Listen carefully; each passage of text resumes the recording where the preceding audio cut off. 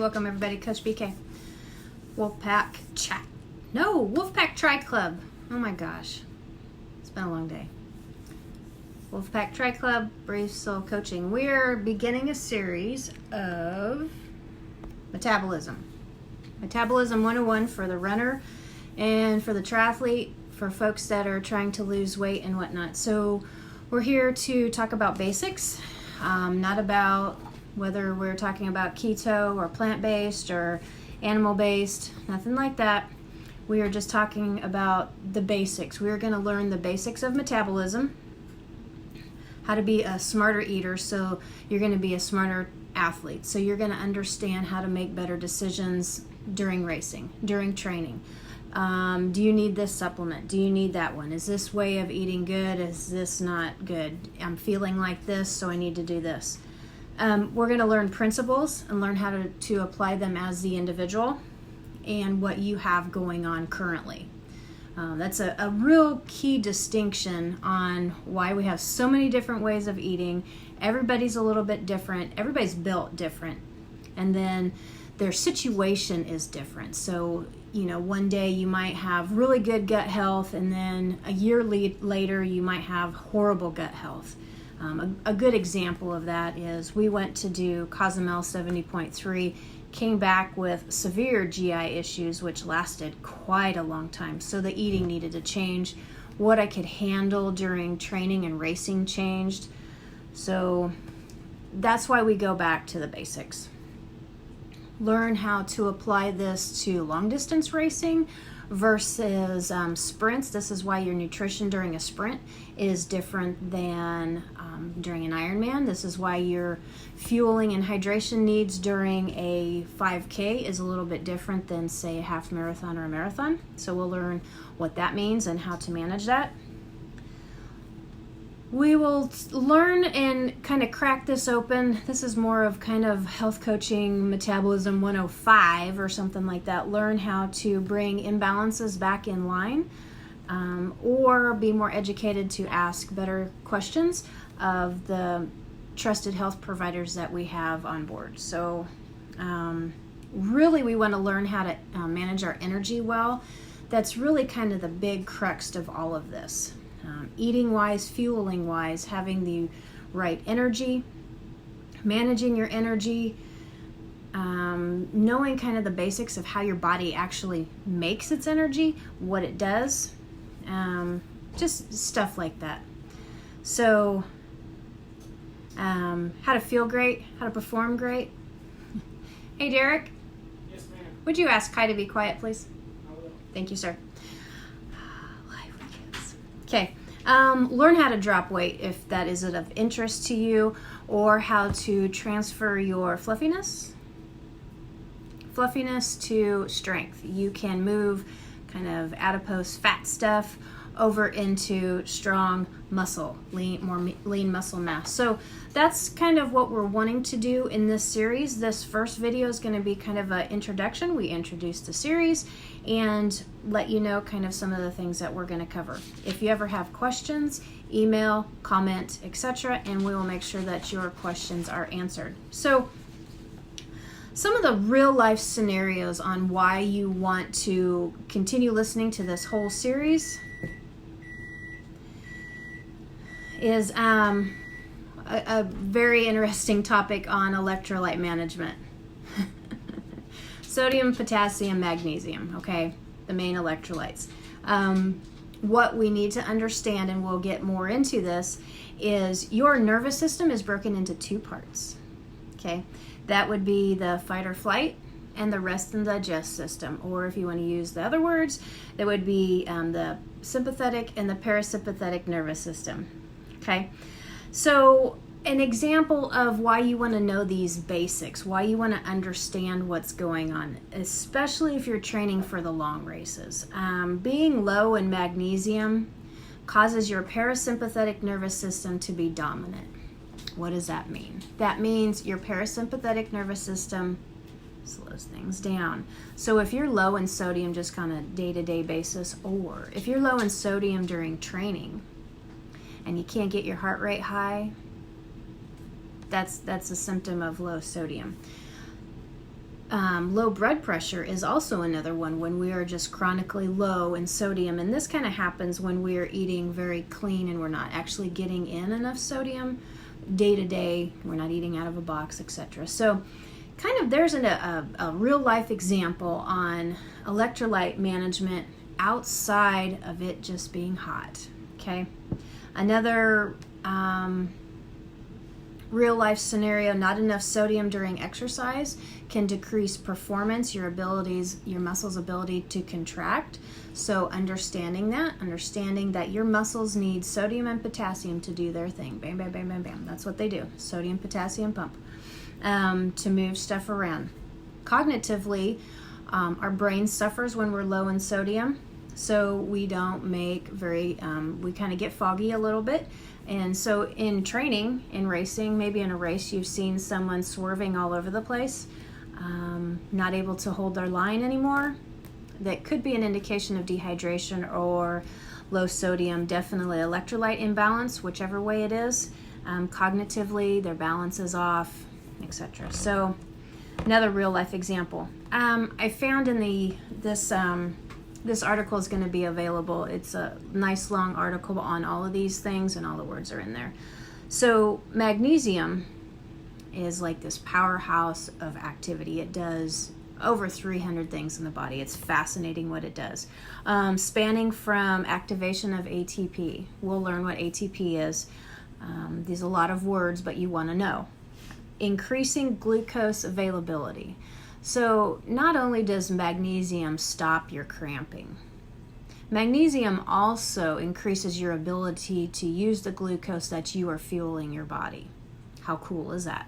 Did you know that your bones have lots of magnesium in them too? Anyway, reducing the inflammatory response. Magnesium does that. That's super cool.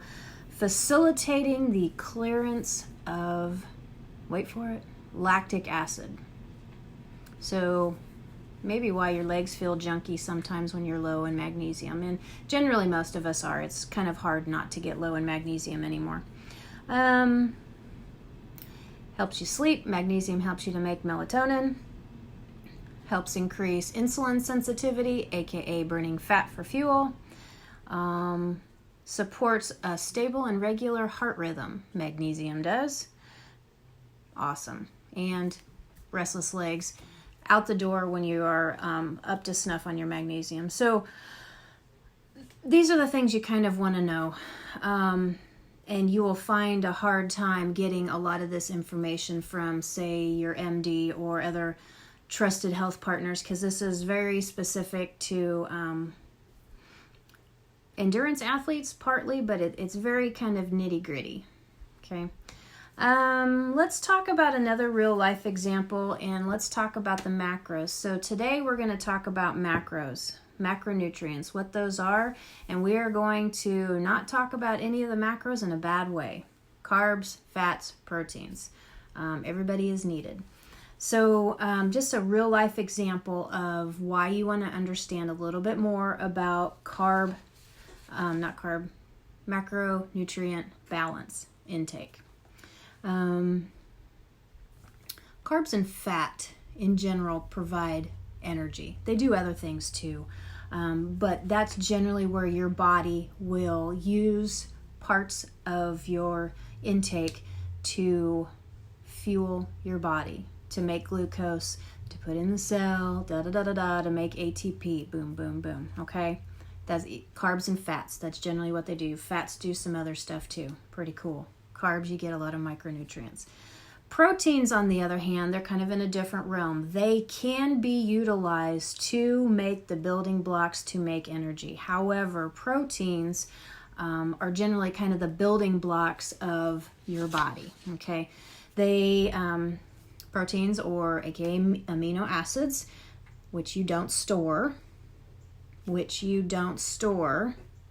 key, you don't store protein. Or your amino acids. Body structure, strength, hormones, cell signaling molecules, enzymes, immune function. So protein, we need to get away from bashing protein or all this stuff about carbs are good or bad, fats are good or bad, protein's good or bad. You don't need this much protein. This is this, and this is this. We need to get back to the science of it. In the body, this is how the body is designed. This is from exercise science, nutrition stuff, okay? Not products that want to sell you this or that, or propaganda or whatever, okay? So here's an example. If you are low carb in it and not providing enough fat in replacement, so you are just low calorying it as well, aka starving yourself, the body is going to use its own protein sources, muscle, heart, stuff like that, in order to make amino acids. It has to. It has to do certain things. It has to do bone development. It has to do soft tissue stuff. It has to make hormones. You have to go to sleep at night. And it has this hierarchy of things. So if you're not getting enough protein and you're not getting enough calories, it's going to rob your bones, your connective tissue, your heart, your muscles, in order to make amino acids to do these essential functions to keep you alive. Okay? Now, the amount of protein that you need, that's kind of a different conversation, and we'll do that later. Okay. So let's shift to what the macronutrients are. Okay? And I encourage you guys, forget the food pyramid. Okay? Just wipe your mind of what food is what. Wipe your mind of any understanding of food dieting, different diets, this and that, that and this. This is not what we're talking about, okay? We're going to talk about geeky, just about these macros in and of themselves and what they do. This is science. It's not flavored by, I'm trying to sell you this, I'm trying to do this, I'm trying to sway you to do this. This is just plain science on how the body is designed. Now, either different blood types, people with different ancestries, etc., they are different. But in general, these principles are the same across the board. So carbohydrates provide your body with energy. They come in 3 different flavors, depending on like monosaccharide, disaccharide, depending on how many saccharides they have. So it depends on how long the chain is of sugar, okay?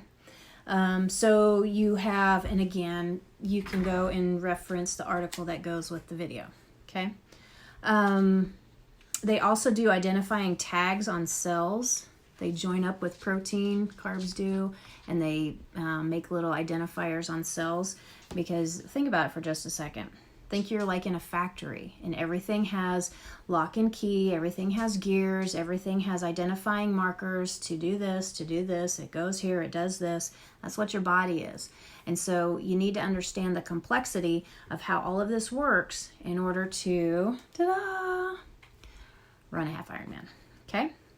Carbs are the most important energy source in the body. Your body is designed to utilize carbs. It does it really well. It's general quick. And it's mostly because of your fight or flight response, Darwin, and your ability to need to get up and go quick in order to not be dead, eaten by a tiger, okay? So that carb utilization, glucose, make ATP, it's quick, it's short term, and that's your body's default easiest mechanism in order to make fuel. Okay.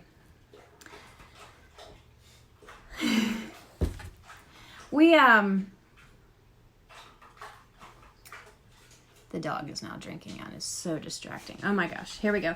Carbs are separated into groups of how they're made. Obviously, carbs, carbon, hydrogen, and oxygen, and your body breaks those down, and how it breaks it down is how much energy you get, etc., etc. So you have simple sugars, you have the middle ones, and then you have polysaccharides, right? The more complex, they take longer, and it's just in how many different chains that they have.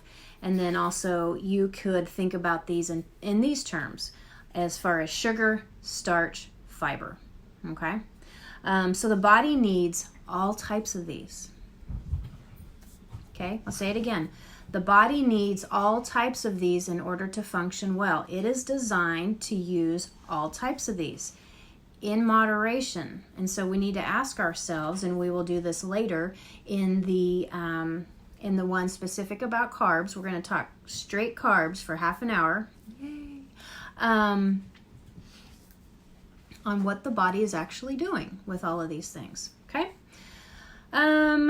I think that is really all we want to talk about. Well, let's talk about fiber though. Fiber is kind of a funny odd guy in that it really isn't producing a lot of energy. What it does is it's a tool for digestion, movement, and cleaning. Okay?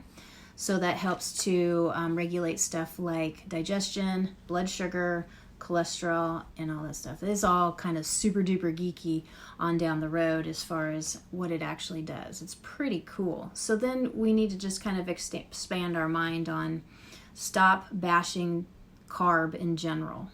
They're needed. They're very wonderful. We just need to question, are we eating too many? What's the quality of the carb that we're eating? When we're eating it? Why we're eating it? For, under a lot of stress and you're running to the freezer to have your ice cream cookie. Okay, let's talk next about fats. Another macronutrient. Macro means big, micro means little. So vitamin C is a micronutrient. Fats, a macronutrient. Okay, triglycerides, cholesterols, other fatty acids. Store energy, basically, right? Insulate us, protect our vital organs. They act as messengers, helping proteins to do their job. Start chemical reactions, help control growth, immune function, reproduction, and other basic things of metabolism. So fats are incredibly important. They're kind of give you potential energy, stored energy, right? But they also are utilized for your brain, all different sorts of things. So, the cycle of making, breaking, storing, and metabolizing fats at the core is how we regulate our energy and imbalance. And any of these things can really kind of lead to some illness and whatever. So, triglycerides, they've gotten kind of a bad rap. Triglycerides are actually needed. Cholesterol is actually needed. Cholesterol serves a purpose. We're going to talk more about what LDL and HDL does when we talk about fats. They are needed. And we're going to talk about how things go sideways when things get off. And, most of the time, I hope a lot of you already know that it's inflammation that is causing a lot of problems. But it's also our kind of adulteration of the food system and just the general imbalances, like getting too many omega-6s instead of omega-3s, eating such that we have too much LDL, not enough HDL. And I'm going to leave this as a surprise for you guys, but that HDL serves a really super cool function. He's kind of like a controlled taxi cop. He's pretty cool. Anyway, last thing on fats, I think. The brain is very rich in fat. How much percentage do you guys think? 60%. 60% up here is fat. Fatty fat. Okay? And it has quite a unique fatty composition. We'll talk about that later. The DHA. Okay, pretty cool. Fats. Fats are needed. Very needed. Okay. Last thing we're going to talk about tonight. The other macronutrient, protein. Protein is pretty cool. Proteins are important components of every cell of the body. So hair, nails, made of protein. Your body uses protein to build and repair tissue, to make enzymes, to make hormones, to make other body chemicals. Protein is an important building block of bones, muscles, cartilage, skin, and blood. Okay?